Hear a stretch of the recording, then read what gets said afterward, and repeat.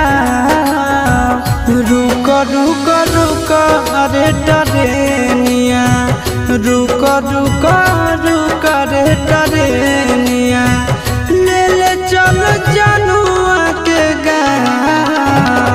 रुक रुक रुक रे टरेनिया।